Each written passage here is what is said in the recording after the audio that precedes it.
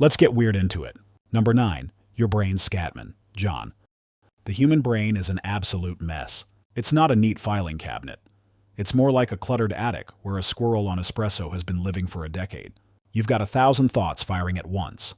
That email you forgot to send. A weird song from 2007. The existential dread of your own mortality, and a sudden craving for tacos.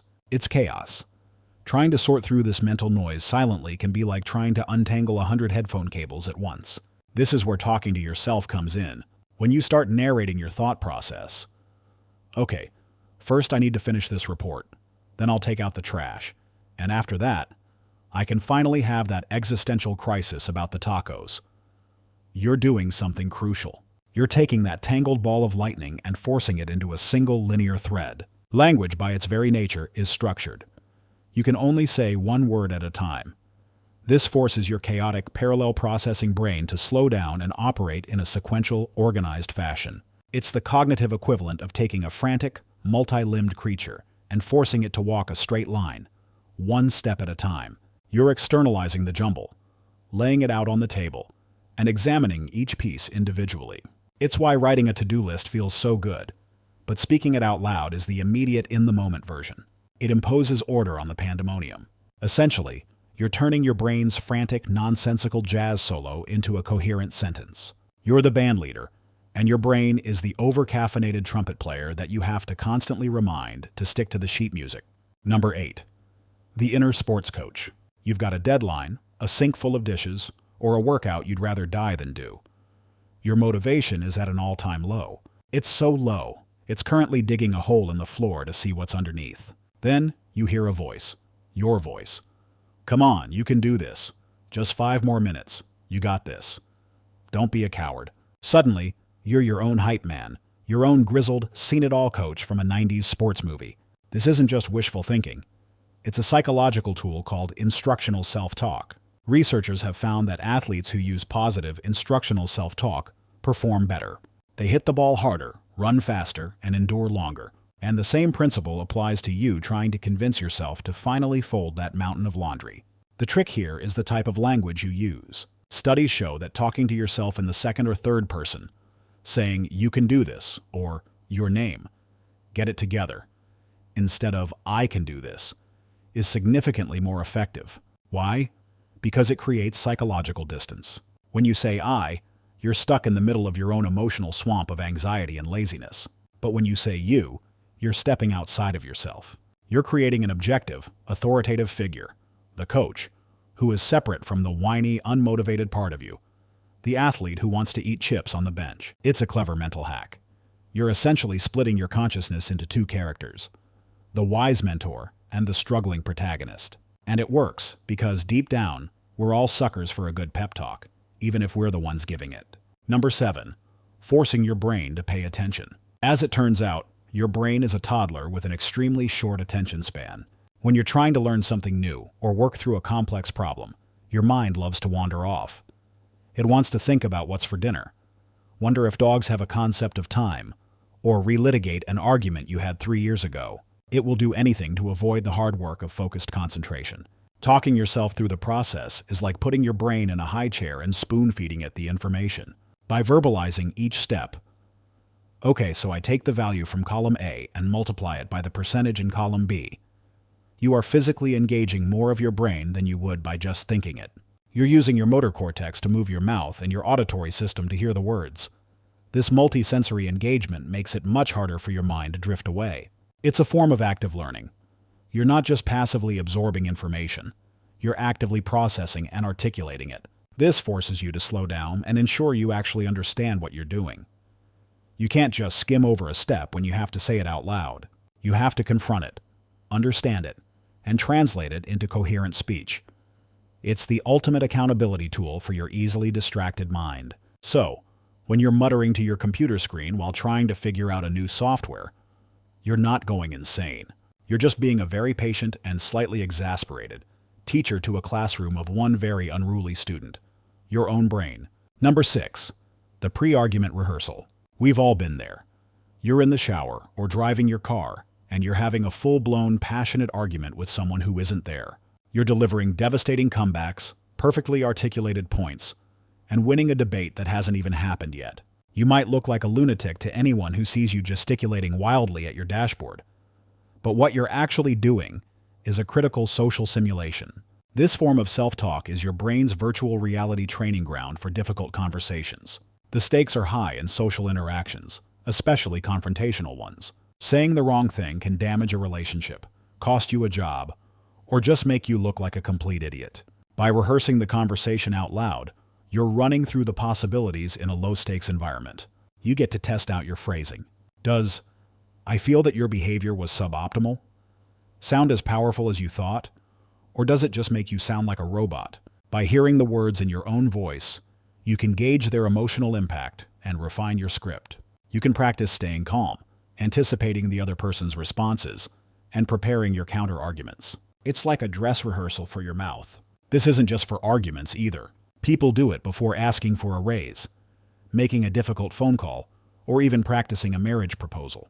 It's a way to organize your thoughts, build confidence, and walk into the real situation feeling less like you're improvising and more like you've already won the opening scene.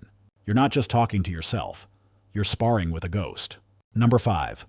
Your personal unlicensed therapist. Sometimes the world feels like a relentless tidal wave of stress, and your brain is a tiny, inflatable raft with a slow leak. In these moments of emotional overload, talking to yourself can become an act of self-soothing. It's the brain's emergency pressure release valve. When you're freaking out, your amygdala, the brain's little alarm bell, is screaming its head off. Your thoughts are racing, your heart is pounding, and everything feels like a 5-alarm fire. By starting a monologue, "Okay, breathe. Just breathe. What's the worst that can happen? Let's just break this down." You are actively engaging your prefrontal cortex, the rational, problem-solving part of your brain. This is a process called emotional regulation. Naming your emotions out loud, "I am feeling completely overwhelmed right now," has a surprisingly powerful effect. A UCLA study showed that labeling your feelings actually dampens the response in the amygdala. It's like telling the panicking part of your brain, "I see you, I hear you, but the adults are talking now." You are acknowledging the emotion instead of letting it run the show, which gives your rational mind a chance to step in and take control. This self-talk acts as a form of self-parenting. You become the calm, reassuring voice that you need to hear in that moment. You're essentially providing your own therapy, validating your own feelings, and guiding yourself back from the emotional ledge. It's a free, 24/7 mental health service, and the only person on call is you. Number 4. Giving thoughts a physical body. What even is a thought? It's a fleeting electrical ghost, a wisp of cognitive smoke. It has no mass, no form, no substance. Trying to grab hold of a specific thought can be like trying to catch mist in a net. This is arguably the most fundamental reason why talking to yourself works. It takes the ethereal and makes it physical. When you speak, you are performing a complex physical act. Your brain sends signals to your diaphragm, your vocal cords vibrate, and your mouth and tongue shape those vibrations into words. Those words then travel as sound waves through the air, enter your ears, and are processed by your brain as auditory information. You have successfully taken a thought out of the silent, abstract world inside your head and given it a tangible presence in the physical world. This process makes the thought real in a way it wasn't before. It now exists outside of you, where you can examine it more objectively. It's the difference between imagining a sculpture and actually having a lump of clay in your hands. Once the thought is spoken, it's no longer just a part of your internal chaos. It's an external piece of data that you can analyze, critique, or agree with. This is why we often don't know what we truly think about something until we talk it out. The act of articulation forces clarity. You can't mumble your way through a half-formed idea out loud in the same way you can in your head. The thought has to be complete enough to be spoken. Basically, you're performing a kind of low-grade magic, turning the invisible into the audible. Number 3. The genius convention in your head. For centuries, talking to yourself was seen as a one-way ticket to the loony bin. If you were caught muttering to yourself in public, people would give you a wide berth. But modern psychology is flipping that script. It turns out, talking to yourself isn't a sign of cognitive decline. In many cases, it's a hallmark of high cognitive functioning. Think about it. The people who tend to talk to themselves the most are often children. Why? Because they are in a constant state of learning and discovery. They narrate their play, talk themselves through new tasks, and use language to make sense of a confusing world.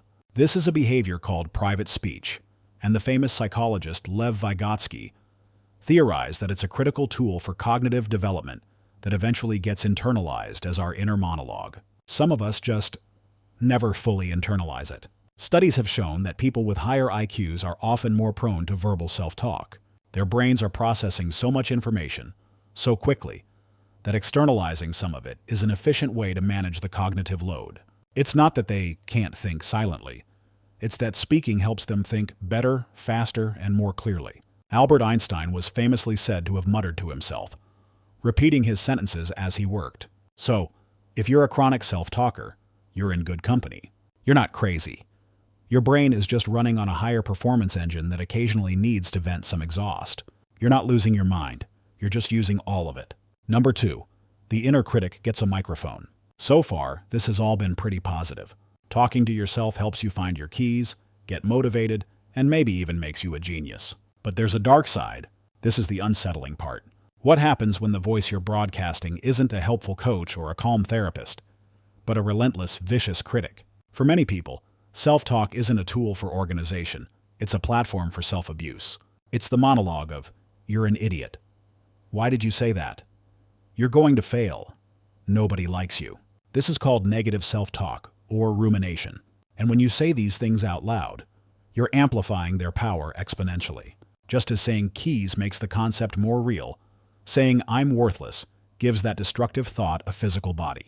You're not just thinking a negative thought, you're hearing it in your own trusted voice. Your brain processes this as external evidence, reinforcing the negative belief. You are literally creating a feedback loop of misery. You think a bad thought, you say it out loud, your ears hear it, and your brain goes, "See? I knew it was true. I just heard it with my own ears." This is where self-talk becomes maladaptive. It stops being a tool for problem solving and becomes a mechanism for self-sabotage. It's no longer your inner coach. It's your inner drill sergeant from hell, with a megaphone permanently glued to its lips, ensuring that every mistake, every insecurity, is announced loud and clear for an audience of one. Number 1. The loneliness loop.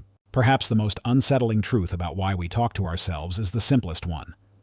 We are profoundly social creatures, and in the absence of others, we create a substitute. Talking to yourself can be a deeply human response to isolation. It's an attempt to fill the silence, to simulate the connection we are biologically wired to crave. When you're alone for long periods, the world can start to feel unreal. The lack of social feedback, the nods, the laughs, the simple uh-huh of another person listening, can be deeply disorienting. Your own existence starts to feel a little thin.